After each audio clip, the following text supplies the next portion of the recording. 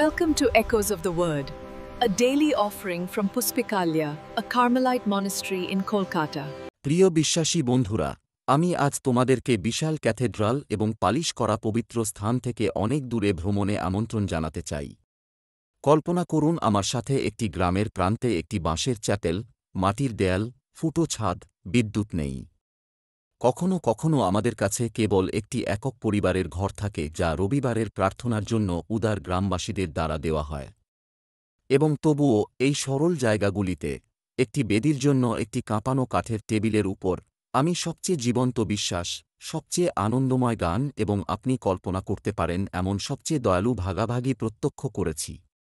আমার মনে আছে ফিলিপাইনের একটি আম গাছের নিচে প্রার্থনা, যা প্রচণ্ড বর্ষার সময় অনুষ্ঠিত হয়েছিল। মাথার উপরে কলা পাতার উপর বৃষ্টি নাচছিল, বেদির জন্য কাঠের উপর ভারসাম্যপূর্ণ একটি সমতল পাথর। কোনো মাইক্রোফোন ছিল না, কোনো স্তোত্র ছিল না, কেবল তাগালগ এবং ইলোকানো ভাষায় কণ্ঠস্বর, ঝড়ের সাথে সামঞ্জস্যপূর্ণ। একজন বয়স্ক মহিলা উপরে জল বহন করে ক্লান্ত, এমন স্পষ্টতার সাথে প্রার্থনা পরিচালনা করেছিলেন যা বজ্রপাতকে শান্ত করেছিল। তার বিশ্বাস কখনই ভবন সম্পর্কে ছিল না, এটি ছিল ত্রাণকর্তা সম্পর্কে যিনি ঠিক সেখানেই তার সাথে দেখা করেছিলেন, কাদাকে পবিত্র মাটিতে পরিণত করেছিলেন। সারা বিশ্বে, ভারতীয় গ্রাম, আফ্রিকান সাভানা এবং আমাদের নিজস্ব শহরের নম্র কোণে, হৃদয়ে উজ্জ্বলভাবে জ্বলে ওঠে, দেয়াল বা সম্পদের দ্বারা অদম্য। কখনো কখনো বিশ্বাস সেই জায়গাগুলিতে নয় যেখানে আমাদের মুগ্ধ করা হয়, বরং সেই জায়গাগুলিতে শক্তিশালী হয় যেগুলি উপেক্ষিত বলে মনে হয়। আজকের লুক 21 সুষমাচার এই সত্যের প্রতিধ্বনি করে। শিষ্যরা জেরুজালেম মন্দিরের জাঁকজমক, এর বিশাল পাথর এবং সোনার উপহার দেখে বিস্মিত হন।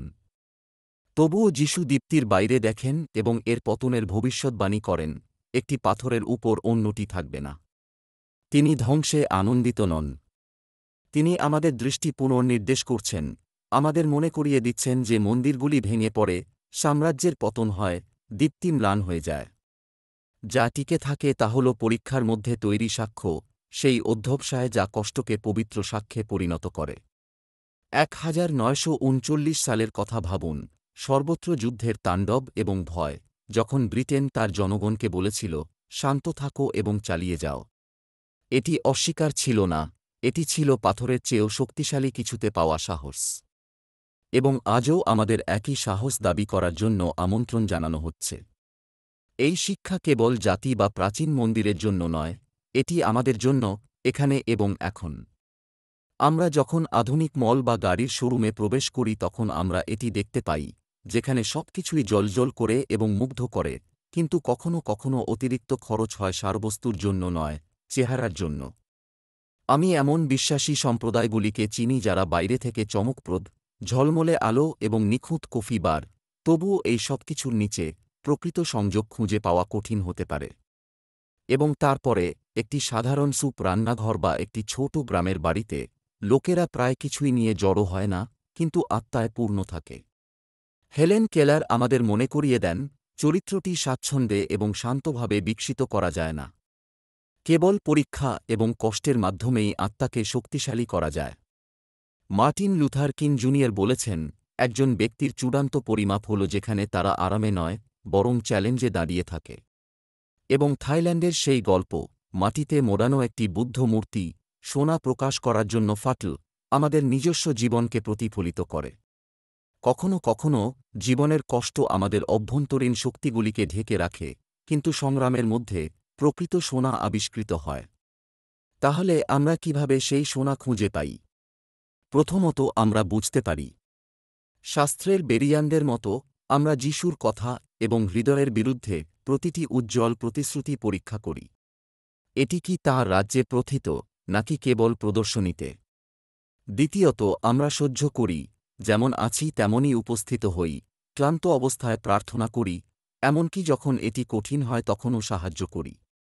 আভিলার সেন্ট তেরেসার মতো, যিনি তার কনভেন্টে বন্যার সময় গাড়ির চাকা থেকে প্রার্থনা করেছিলেন, প্রকৃত বিশ্বাস জগাখিচুড়িতেও বিকশিত হতে পারে। তৃতীয়ত আমরা নীরবে সাক্ষী থাকি, সেই সহজ, লুকানো কাজগুলির মাধ্যমে যা কেউ প্রশংসা করে না। যেমন সি.এস. লুইস শিক্ষা দেন, সততা অস্পষ্টতার মধ্যে বিকশিত হয়, এবং লম্বার্ডি বলেন, প্রকৃত সোনা সাহসের মাধ্যমে জাল করা হয়। আপনি যদি নিজেকে অনিশ্চয়তার গভীরে খুঁজে পান, শোক, প্রশ্ন, অথবা কেবল জীর্ণ বোধ, গীতরচক বোঝেন, আমার আত্মা গভীর যন্ত্রণায়। আর কতক্ষণ, প্রভু? এই জায়গাগুলিতে ঈশ্বর আমাদের সাথে দেখা করেন, আগুনে সোনার মতো আমাদের পরিমার্জিত করেন। আসুন আমরা এই ধরনের গির্জা হয়ে উঠি, আহতদের স্বাগত জানাই, আমাদের যা আছে তা ভাগ করে নিই, উপেক্ষিত জায়গায় ঈশ্বরকে খুঁজি। বাঁশের চ্যাপেল হোক বা রান্নাঘরের টেবিল, আসুন আমরা শান্ত থাকি, গভীরভাবে গড়ে তুলি এবং বাস্তবে আলোকিত হই, খ্রিস্টের উপর ভিত্তি করে, যে ভিত্তিকে কেউ কাঁপাতে পারে না। আসুন প্রার্থনা করি, নম্র ও গোপনের প্রভু, আমাদের মাটির আচ্ছাদিত হৃদয় খুলে দিন। আমাদের পরীক্ষায় তোমার সোনা, আমাদের ফাঁকফোকর এবং অভাবের মধ্যে তোমার আলো প্রকাশ করো। আমাদের সাক্ষ্য দেওয়ার, সহ্য করার এবং নীরবে ভালোবাসার জন্য শক্তিশালী করো। আমাদের এমন একটি সম্প্রদায় তৈরি করো যেখানে বিশ্বাস জ্বলজ্বল করে, চকচকে নয়, বরং অনুগ্রহে। আমিন। আর এখন আমি তোমাকে আমন্ত্রণ জানাচ্ছি, তোমার নিজের নম্রস্থানে তুমি কোন লুকানো সোনার আভাস পেয়েছ। শেয়ার করো এবং ঈশ্বর একসাথে কি করছেন তা আরও উন্মোচন করো। Thank you for joining us in this moment of silence and light. May the word you've heard today echo through your heart, your choices, and your prayer.